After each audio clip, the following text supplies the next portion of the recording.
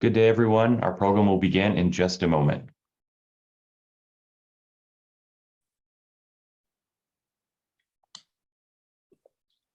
Good day, everyone. Our program will begin in just a moment.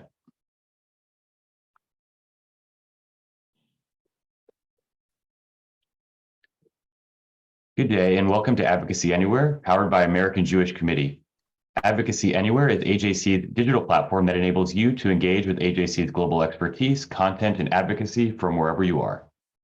As Russia's war on Ukraine grinds through its 8th month, the toll of destruction and human suffering adds to a long record of brutality and corruption under Vladimir Putin. Joining us today for a timely examination of Putin's murderous regime is perhaps the Kremlin strongman's most informed, relentless, and endangered non-Russian critic, Bill Browder. Bill is the founder and CEO of Hermitage Capital Management and the author of the 2015 bestseller Red Notice and the recently published Freezing Order. Moderating today's conversation is Jason Isaacson, AJC's Chief Policy and Political Affairs Officer. After we hear from Jason and Bill, we will take your questions. You may email your question to questions@ajc.org, that's questions plural, or use the Q&A feature in Zoom. Jason, the floor is yours. Thank you, Daniel. The story that Bill Browder relates in Freezing Order, his second book on the criminal conspiracy that is Vladimir Putin's Russia, is by turns thrilling and maddening and horrifying and powerfully sad and always compelling. For anyone who imagined that Putin's decision to invade Ukraine in February of this year was some sort of aberration for a leader whose actions occasionally crossed lines, but generally exhibited a certain conservative restraint, Freezing Order makes it abundantly clear that restraint, when it comes to the Russian dictator, is a fiction. That in conducting his and his immediate circles, legal and financial affairs, he is and he has been every bit as ruthless and unprincipled as he has been in the brutal war his forces have waged against a neighboring country for the last 8 months. I want to begin our conversation with Bill Browder by asking him first to set the scene for his book, as well as for Red Notice, which came out 7 years ago, and then to take us through the campaign he undertook to hold Russia and other serial human rights violators accountable for their acts, and then to gain his insights on how best to confront the menace posed by Russian attempts to influence and corrupt and intervene in other societies, including our own. I'll pose a few questions to Mr. Browder, and then we'll entertain questions from you, our Advocacy Anywhere participants. But first, Bill, thank you for taking the time to speak with the American Jewish Committee today. Delighted to be here. Thank you. Let me dive right in. Bill, to begin, at the beginning, I'd like to ask you to take us back to your experience as the founder and CEO of Hermitage Capital Management, the largest foreign investor in Russia in the mid to late 1990s and early 2000s, and how the corruption that you encountered was so common and so brazen, and how it set you on a very different path from what you had intended when you arrived in Moscow. So I have an unusual backstory to how I ended up in Russia. I come from a family of American communists. My grandfather, Earl Browder, was the general secretary of the American Communist Party from 1932 to 1945.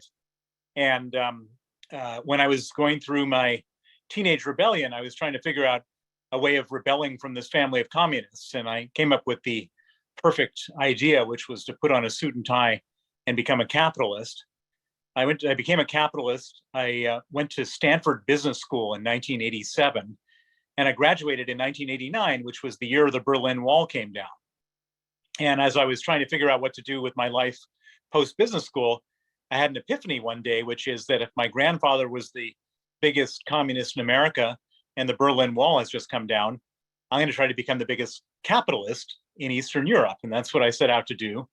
I first moved to London in 1989 and had several jobs, but the job that landed me in Russia was a job at Salomon Brothers at the beginning of the Russian privatization program. I was on the East European investment banking team, and I discovered that the Russian government in 1992 was basically giving everything away for free to the people of Russia.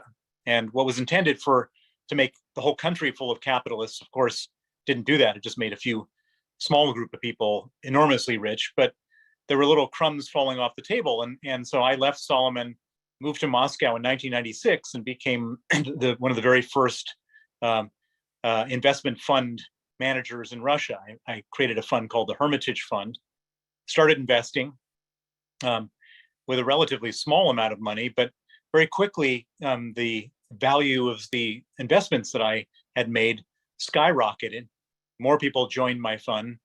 And by the time I was fully in business and fully in gear, I was the largest foreign investor in Russia at about $4.5 billion invested in their market, which was all very exciting and at the time feeling very wonderful, except for one huge caveat, which is that all the companies that I had owned shares of, these are well-known companies like Gazprom and Sberbank and Unified Energy Systems, the electricity company, all these companies were basically being robbed blind by oligarchs and corrupt Russian government officials.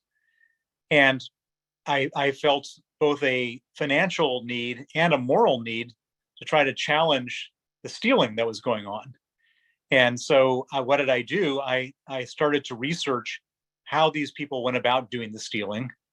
And then I would take that research and I would share it with the international media, the New York Times, Financial Times, Wall Street Journal. And I was doing this at a very interesting time.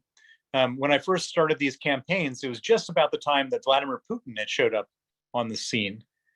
And Vladimir Putin back then wasn't the tyrant, strongman, self-confident bully that he is right now. He was very timid, scared, and particularly worried about the fact that these oligarchs had more power than him. He was the president of Russia, but the oligarchs were actually more powerful than him. And there's this strange expression, your enemy's enemy is your friend.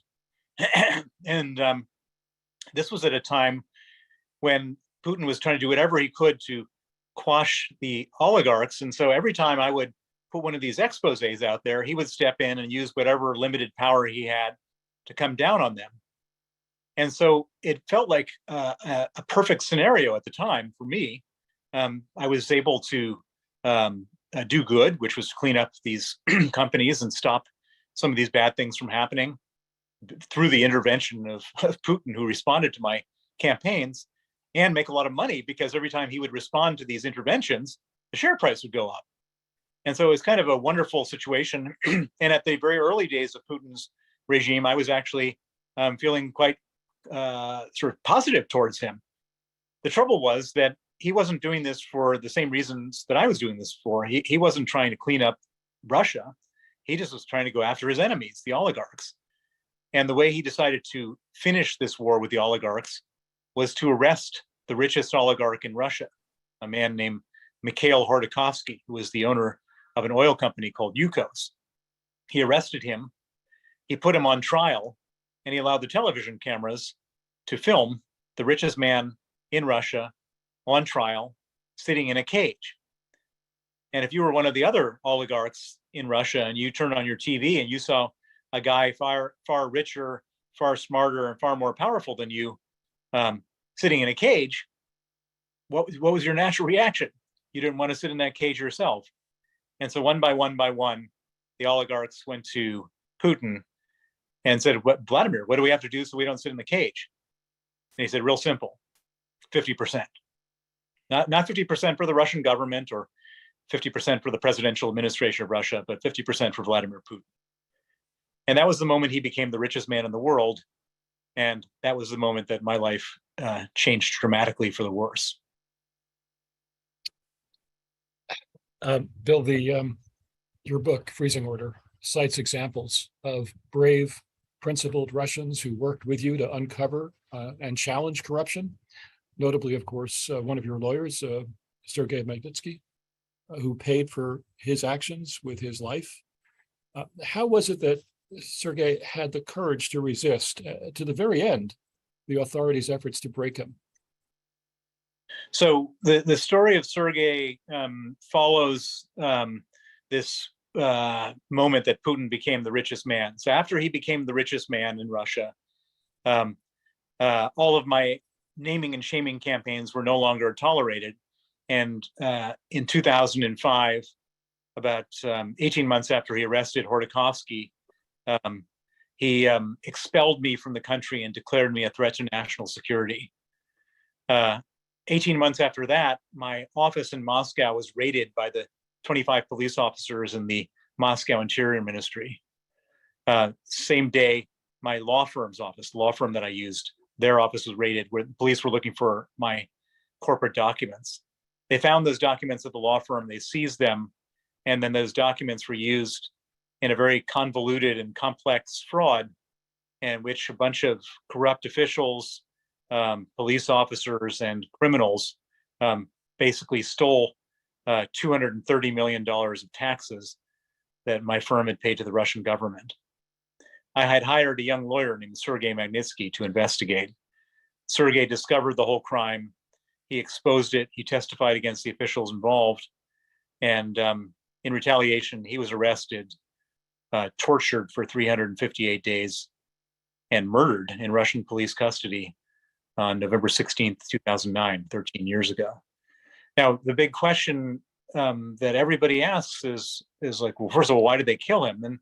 And the reason they killed him was that when he was arrested, they put him in cells with 14 inmates and 8 beds, and left the lights on 24 hours a day to impose sleep deprivation. They put him in cells with no heat in December in Moscow, so he nearly froze to death. They put him in cells with no toilet in the floor, just sewage bubbling up. They moved him from cell to cell. And their intention of doing this was to get him, after he started softening him up, they wanted to get him to sign a false confession, say that he had stolen the $230 million, and he did so on my instruction. And normally, people would sign that confession. Normally, you pluck a white collar worker out of a fancy American law firm and you subject him to this kind of horrific treatment, and they're ready to sign anything. And they expected Sergei would be the same, but Sergei was an unusual person. He was a man of incredible integrity. He, for him, the idea of perjuring himself and bearing false witness was just more upsetting than the physical pain they were subjecting him to. He was a guy who just couldn't lie to save his own skin, and as a result, his imprisonment got worse and worse, and the torture got greater and greater, and after about 6 months of this torture, his health started to break down. He ended up losing about 40 pounds. He developed terrible pains in his stomach. He was diagnosed as having gallstones and pancreatitis, needing an operation. They came to him right before the operation again, asked him to sign a false confession. Again, he refused. They then put him in a maximum security prison without any medical facilities called Butyrka. There, his health completely broke down. He was desperate for medical attention. All requests written by him and his lawyers, 20 different requests begging for medical attention, were refused. And that's the night of November 16th, he went into critical condition. Instead of treating him on that night, they put him in an isolation cell. They chained him to a bed, and 8 riot guards with rubber batons beat him to death.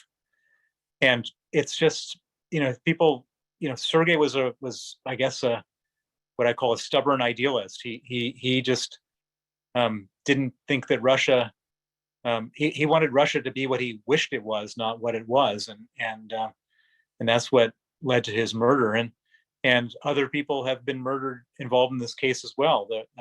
After Sergei was killed, I went on a campaign to get justice for him, which ultimately led to the passage of something called the Magnitsky Act, which named after Sergei, which freezes assets and bans visas of human rights violators and kleptocrats in Russia.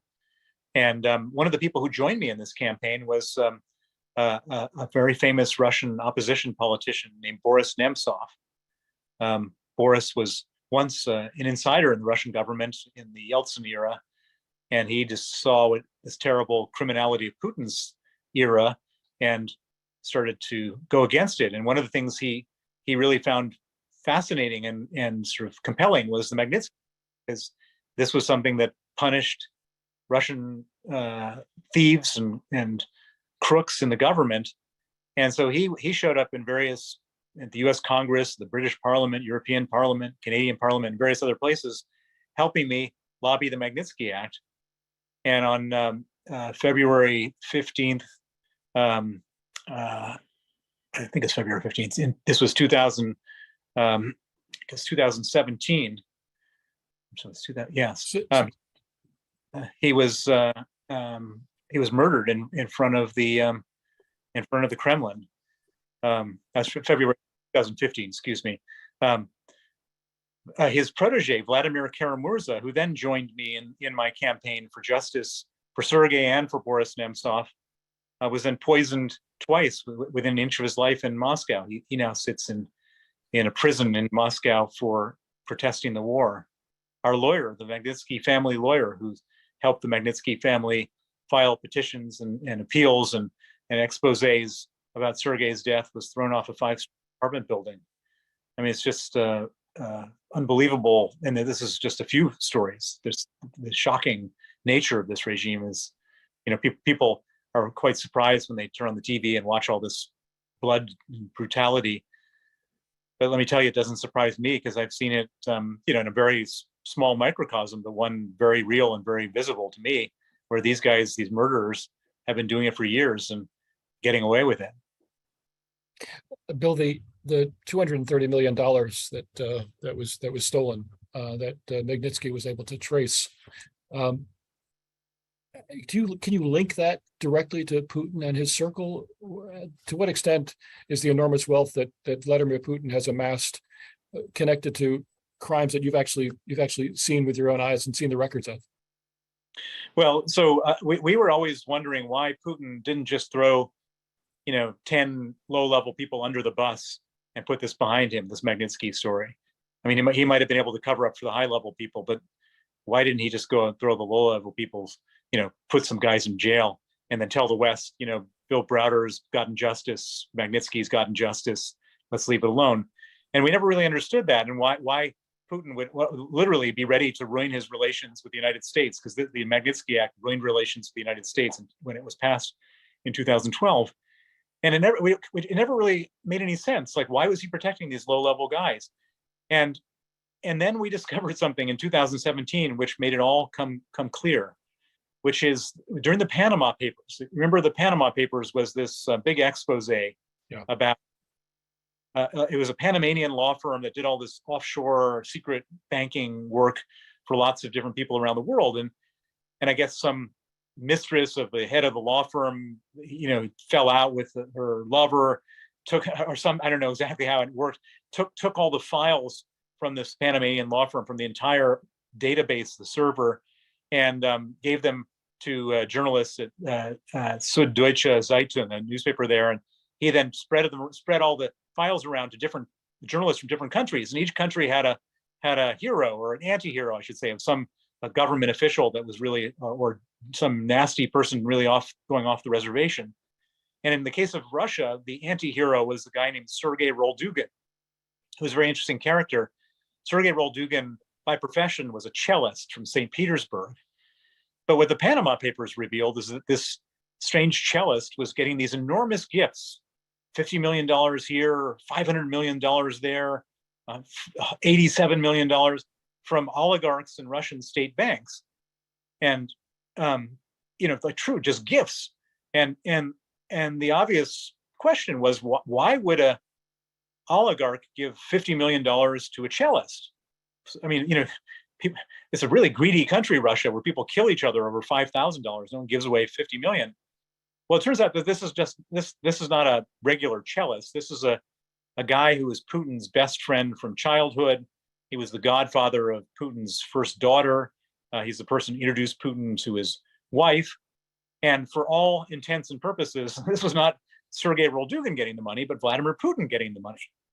And Vladimir Putin needs people like this because he can't hold money in his own name. He's a very greedy man, but he needs to hold money in the name of others, people he trusts.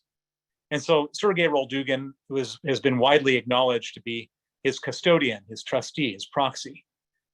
So when we saw this coming in the Panama Papers, we had been doing a big money laundering investigation connected to Sergei Magnitsky's murder, and we found a lot of money going to a lot of different places, a lot of places we couldn't really identify or understand what they really meant. They were just names of offshore companies.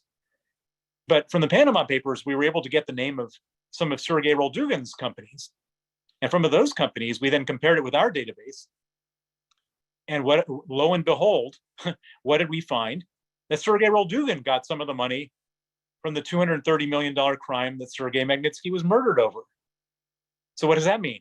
That means that Vladimir Putin got some of that money. And that explains a lot about why Putin has been so stubborn about why would he cover up for a bunch of low-level thugs? But what was more interesting than that was that as we started pulling on the threads, we discovered that there was one bank, a Danish bank with their Estonian branch in Tallinn, Estonia, that was responsible for laundering 200 of the $230 million. It all went through Danske Bank, Estonia. So we then started pulling on strings and looking at stuff and talking to people. And we ended up connecting to two Danish journalists in Copenhagen who had gotten access to another big database called the Russian Laundromat database. And we had identified the company names, the company accounts, the flow of funds for this 200 million. And they said, could you share that with us? Because we might be able to find something bigger than that. And so we did.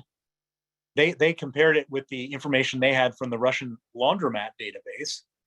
And they came back and said to us, this is not just 200 million.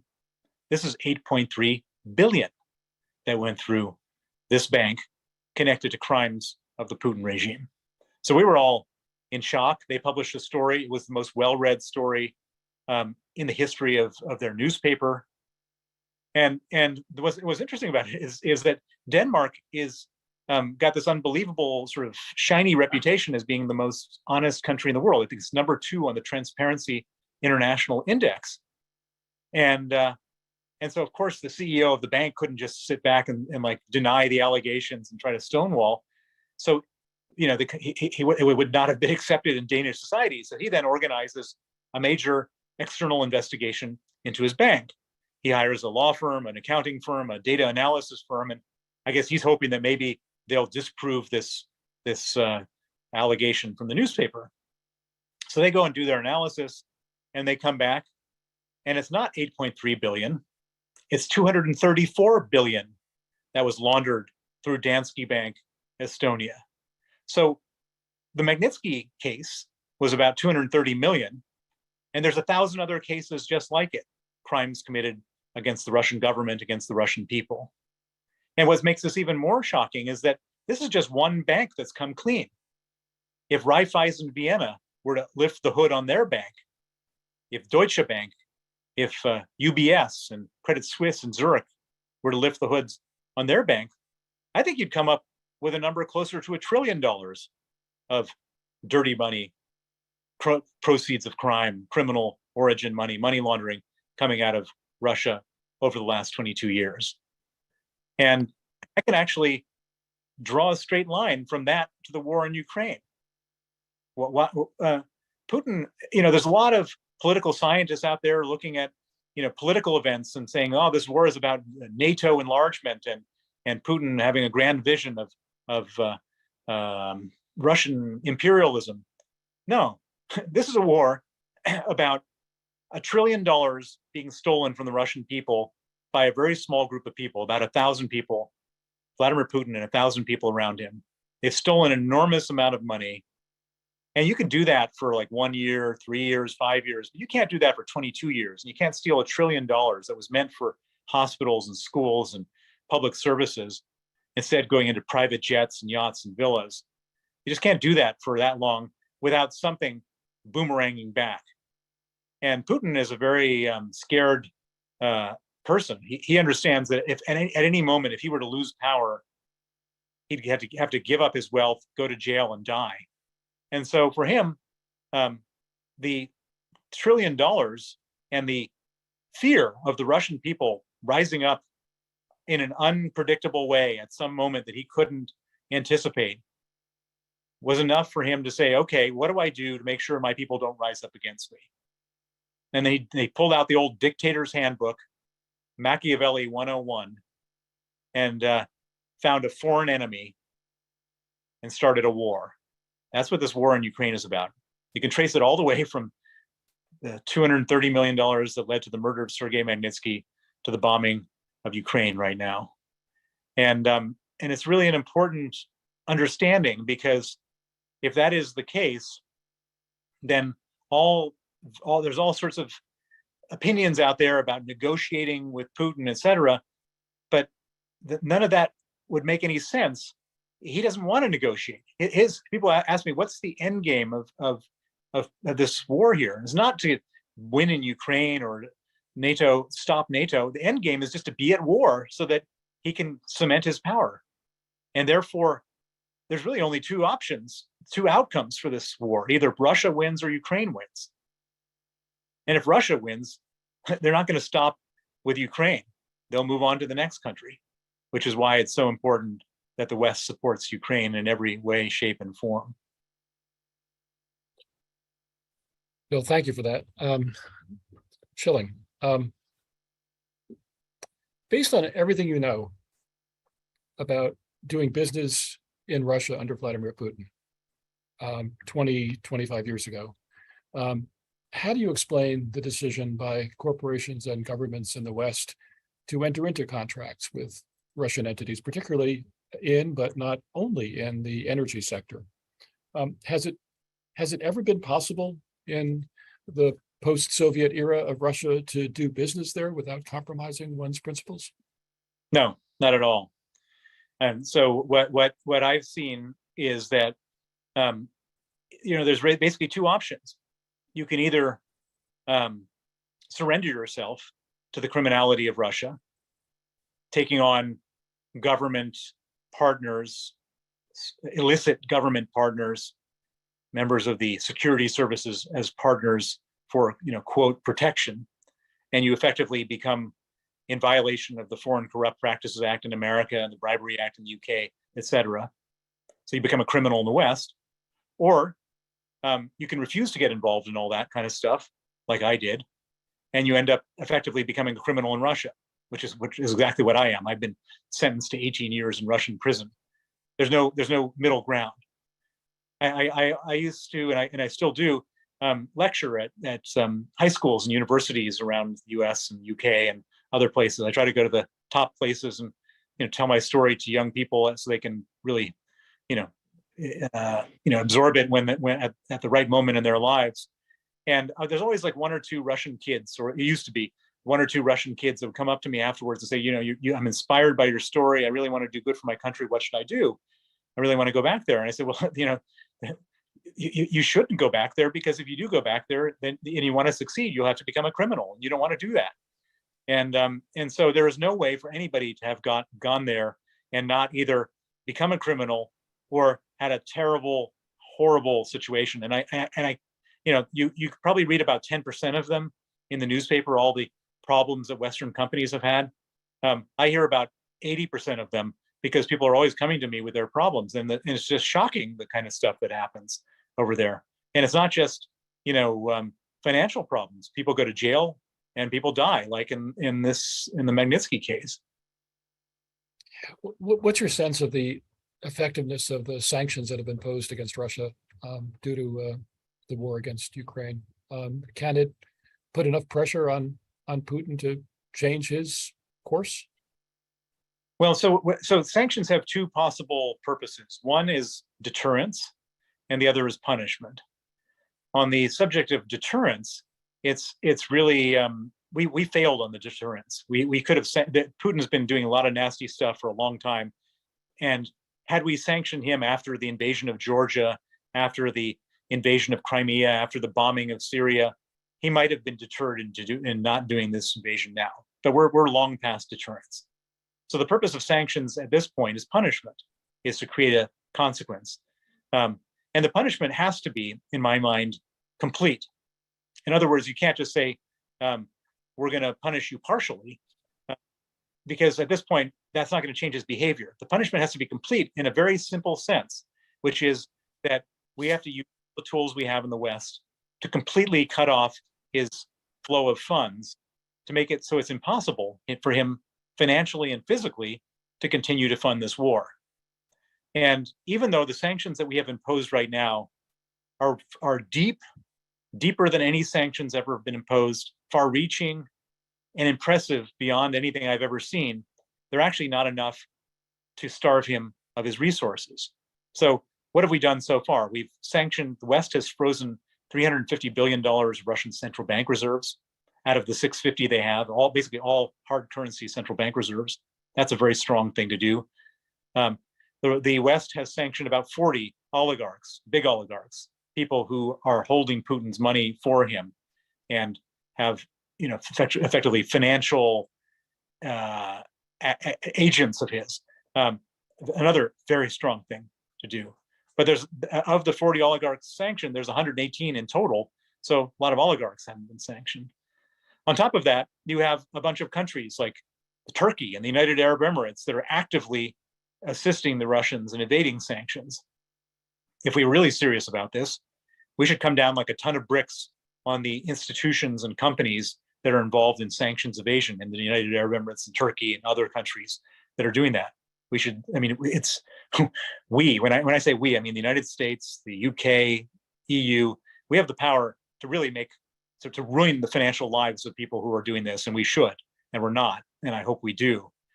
But the big elephant in the room is oil and gas.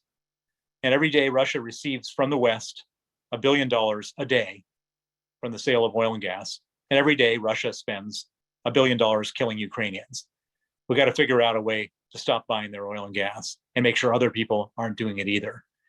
And so we're not anywhere near sort of hermetically sealed cutoff of the flow of funds to Russia at the moment. And if we really are serious about getting them to stop this war, that's what we need to do. And of course, there's a lot of people that say by doing these things, it causes us pain. and they're not wrong. But the question is, how much pain are we going to experience now versus how much pain will we experience in the future if we get away with this? I mean, let me tell you, a third world war is going to be a lot more painful than some inflation right now. Bill, come back to the Global Magnitsky Act, which was passed by Congress in 2016, and the degree to which it has been implemented to hold human rights violators accountable, and the degree to which those violators, Russians especially, have resisted the reach of the Magnitsky Act.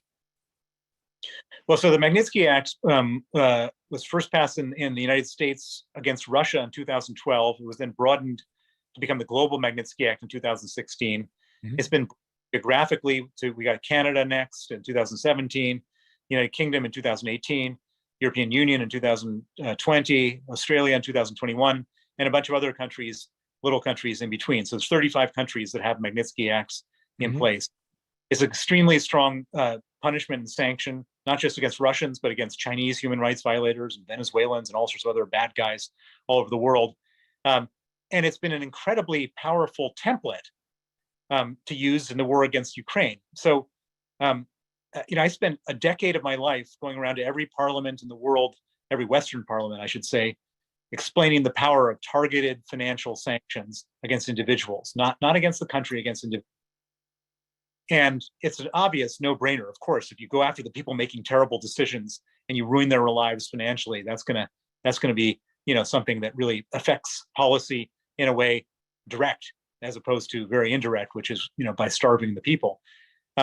And by the time I was done with this, everybody had fully bought into it, and so that became the tool and the template and the basis for sanctioning thousands of people in the Putin regime and his officials and his oligarchs and his businessmen, et cetera. So it's been a very good tool.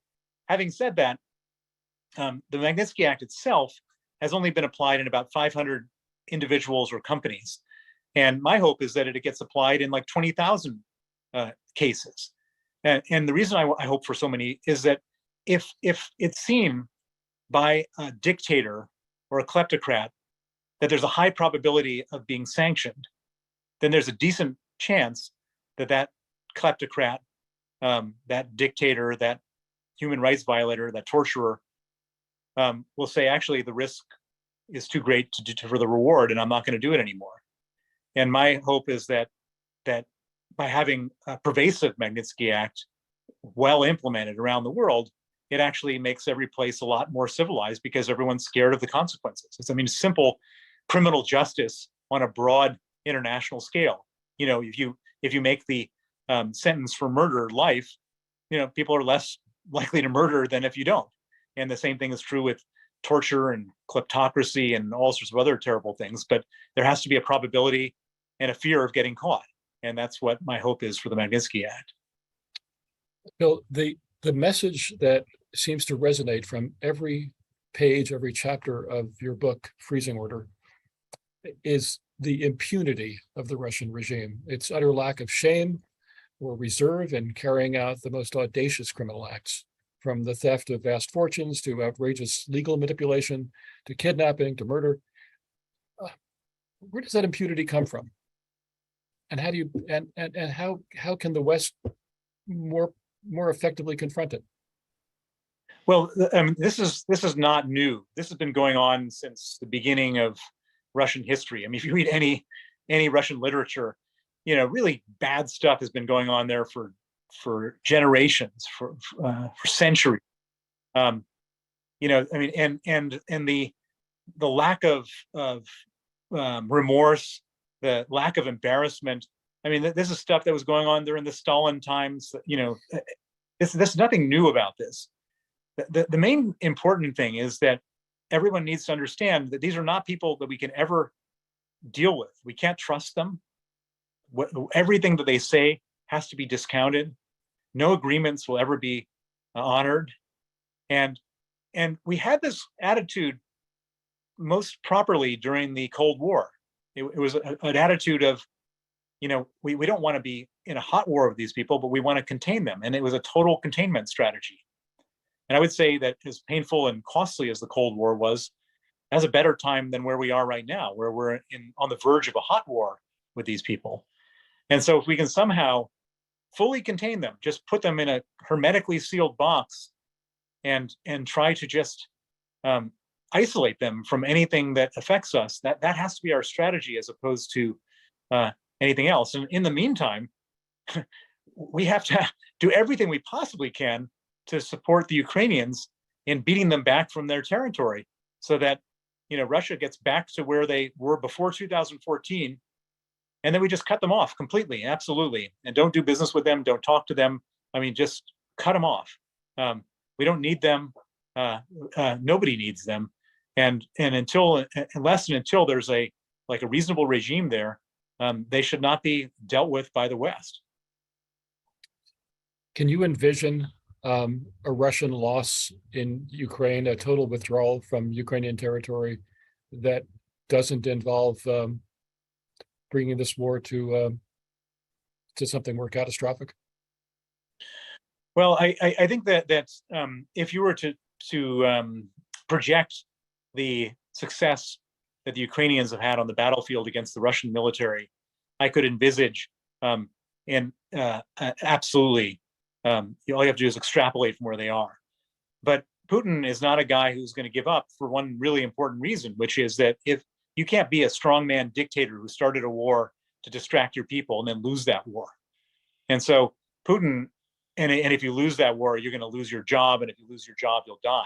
So Putin is going to do almost everything and anything to not lose this war. What does that mean? It means throwing people at this thing like he's never, you know, drafting 1 million, 2 million, 5 million more men, putting them at the front line. It means even if it can't win on the front line, you know, lobbying, you know, just total scorched earth of civilian infrastructure in Ukraine, which is what they're doing as we speak right this minute, hoping habitable country. And then in the meantime, cutting off the export of wheat from Ukraine so that wheat prices go up, and, you know, messing around with oil markets and gas markets and everything to keep inflation high.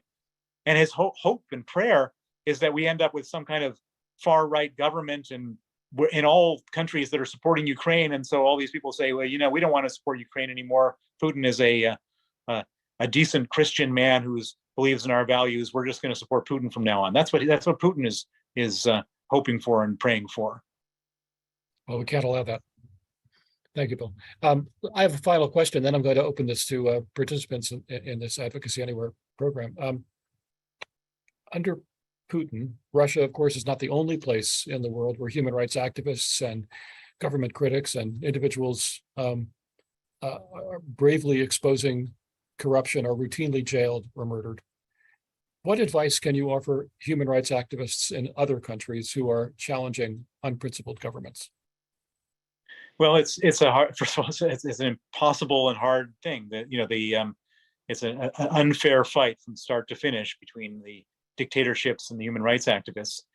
But one tool, at least, the Magnitsky Act, which evens the balance a tiny little bit.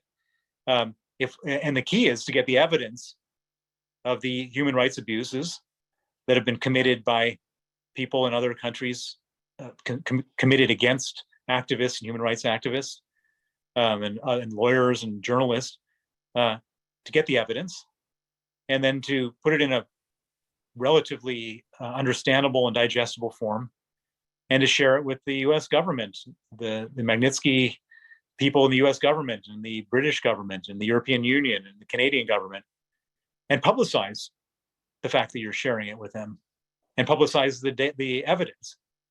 I mean, so it's one thing, of course, to be sanctioned, but it's another thing just to be sitting there watching, if you're a bad guy, watching a campaign taking place abroad in which people are trying to get you sanctioned. And all of that has some impact on the people doing these atrocities. And the Magnitsky Justice Initiative has incredible power if used. And I encourage everybody who's a victim of a dictatorship to grab onto this tool, to use it, to engage with governments, to engage with NGOs who have experience with this. There's a lot of them out there now, and at least poke these dictators in the eye. Inspiring message, Bill. Thank you.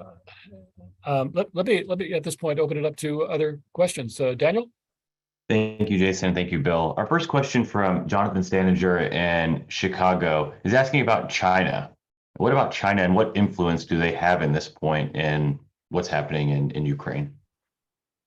Well, Putin was hoping that China would be this great sort of a friendship with no boundaries type of place. Remember that, a big announcement? It was right. So Putin goes to China right during the Olympics. He promises Xi Jinping that this war is going to last 3 days. They make an announcement about friendship with no boundaries. And then it turns out that it doesn't last 3 days. This war is going on for 8 months. Oil prices go up, gas prices go up, food prices go up. And China is a place that relies on oil, gas, and food.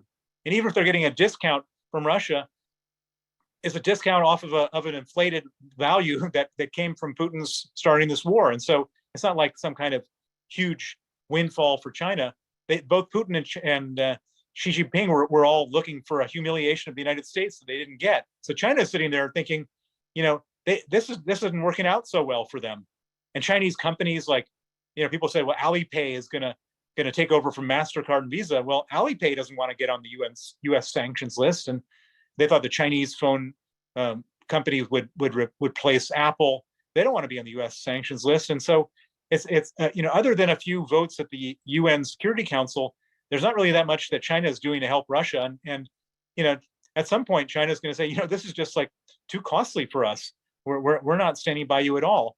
The big upside for China is humiliation of America. The big downside is that they've got the same inflation, cost of living crisis that we have everywhere else in the world. Thank you, Bill. Daniel, another question? Yes, our next question comes from Dory Rosenstein on Zoom. She's wondering if you can speak about Navalny, your thoughts on him and his leadership, and why Putin hasn't killed him. So Alexei Navalny, for those who don't know this name, is the guy who is exposing Putin's $1.4 billion palace on the Black Sea, exposes all the other criminality of the Putin regime. He's become very popular. And in response to that, Putin's secret police tried to kill him with Novichok, the banned chemical nerve agent. They failed. Alexei Navalny ended up in a coma. They airlifted him to Berlin. He was in a coma for 3 weeks. He came out of a coma, rehabilitated himself, but while he was in coma, his parole officer, because he'd been convicted on a trumped up charge before, said you didn't show up for your parole hearing because he was in a coma after a failed assassination attempt. And they said, if you come back to Russia, we'll arrest you. And what did he do? He came back to Russia. And so, the symbolism of this is hugely powerful. He's spoken out against this war. He's criticized Putin. He's the kind of person, if the Putin regime were to fracture, if it were to fall apart because this war goes the wrong way, and the Russian people are looking for a leader, he's the most obvious real politician, real opposition politician out there. And I think there's a very reasonable likelihood if there's a total sort of civil unrest and massive uprising, that he'd be the kind of person that the Russian people would look to. If he was elected president, or however one becomes president in a chaotic situation like that, he would end the war for sure, and he'd repair Russia's relations with the West. But I think it's not the highest probability scenario, unfortunately. Yeah, thank you. Daniel, other question? Yes, our next question comes from Felice Gare, the director of AJC's Jacob Blaustein Institute for the Advancement of Human Rights. And she asked if you could comment on how Putin has misused Interpol in this process and what can be done to prevent more of that. Yes, thank you for that question. The title of my first book is Red Notice. Red Notice is the name of the Interpol arrest warrant that they issue, that countries can get issued via Interpol to have their fugitives arrested. And in 8 different instances, Russia has used Interpol to try to get me arrested. I was actually arrested in Madrid, Spain, in May of 2018 on a Russian Interpol warrant. It's commonly used by Russia, by Iran, by China, by Saudi Arabia, by all sorts of dictatorships and authoritarian regimes to chase after dissidents and critics. And it's a true travesty of justice that an organization that's meant to catch fugitives is used by criminals to catch whistleblowers and critics. And if Interpol doesn't reform, and it doesn't look like they have any capacity to reform, it's kind of like the United Nations, where Saudi Arabia and Angola are on the Human Rights Council. Interpol is the same thing. If it doesn't reform, it needs to be completely rebuilt from scratch with basic rule of law countries, because you can't have a situation. It completely ruins the legitimacy of the organization if the organization is spending its resources chasing innocent people on behalf of dictators. Yeah, thank you. Daniel? Yes, Wendy Rebel on Zoom is asking, what impact do you think Iran's involvement in the war against Ukraine will have, both on Western resolve and on the war itself? Well, Iran has distinguished itself as a true, in another instance, as a truly evil, malicious player. In the case of Ukraine, Iran is providing these kamikaze drones, which are one of the main tools used to destroy Ukrainian civilian infrastructure. It's obvious it comes from Iran. Everyone knows it. It's been well documented. And I think that Iran may be cozying up to the one country that still treats it respectfully, Russia. But I think that it only hardens the Western resolve on a whole bunch of other issues for them doing this, and clearly showing that where where their head is at. Very good. Daniel? From Herb Horowitz on Zoom, how do you account for Putin's continued popularity with the Russian people? Well, I heard a very interesting statistic recently that everyone is talking about this 85% approval rating, which, by the way, was before the conscription of men. So when I don't know what it is now, but before they started drafting people for the war, it was 83%. But what was most interesting about this statistic is that only 7% of the people that they surveyed responded. So it's 83% of 7%. Now, if you were living in Russia and you get a call from a stranger on the telephone asking you what your position is on the president, the only thing surprising about the 83% is who are the 17% of people, range pollster or secret policemen for that matter, that they didn't support the president. And so I'm not sure it's so. I think that there was a lot of patriotic lather that came right after the invasion, and this has happened every time Putin has invaded a country, and he's done it a number of times before. The people generally rally around their leader, and they do it in the West too. But I don't think it's genuine now. I mean, look, there's somewhere between 500,000 and 1 million men have fled the country. I heard an interesting story the other day from a friend of mine who's a journalist, an American journalist who's been in Moscow, and we were friends back in the day when I was living there. And he was telling me that if you go into a restaurant now, there are no men because they're all afraid of being drafted. There's only women in restaurants, in all the fancy restaurants in Moscow, because the men are afraid of being drafted. I mean, that's just crazy. And what that tells you is that if you're a man between the ages of 18 and 60, you can't possibly be all, blowing the horn about Putin unless you're guaranteed you're not going to be drafted, because you could be sent off to the front to be killed. And that changes everything in terms of popular approval.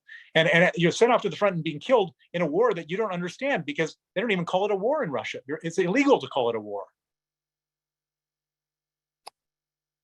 Daniel? Yes, our next question comes from Scott Markman on Zoom. Do you feel that there are any people in power who want Putin removed, I assume he means in Russia, from office, and can actually do something about it? No. First of all, there's no people in power. Putin holds all the power. There are people, there are assistants of Putin in all different areas, but they're not in power. And everybody is so scared of Putin. And so Putin is not good at most stuff. He's not good at running an economy. He's ruined Russia's economy over the last 22 years. He's apparently not good at organizing a military. His military, which we thought was number 2 military in the world, turned out to be not even in the top 10. But what Putin is really good at, and the only thing he's really good at, is staying alive. He's got a presidential guard of 500,000 people, the elite people. They're the ones paid the most, coveted, and everything. And he's got so many. He's such a paranoid man, and he's been paranoid for so long. This is the one thing he's good at, is keeping himself from being killed by his own people. I don't think that that's even a low probability scenario. I think it's a no probability scenario. Did you say 500,000? 500,000. Good Lord. Thank you, Bill. Daniel? Yeah, so I'll ask you 2 final questions, Jason, before I turn it over back to you. Okay. The first comes from Ray Termini in Dallas, who's asking regarding your books. And although Freezing Order can be read independently of your earlier book, Red Notice, should one read Red Notice first in order to get a more complete understanding of Putin and the current Russian government corruption? And then the second question from Stacy Brodsky in Vancouver. How do you think Sergei Magnitsky would feel to see a law bearing his name used to punish Vladimir Putin for an indefensible act of aggression against a peaceful sovereign nation? We'll end with those 2. So yes, you should read Red Notice before Freezing Order, because it's chronological. Freezing Order is a sequel to Red Notice. It was a real challenge when I was writing it, because I wanted to write it so it stood on its own, and I did.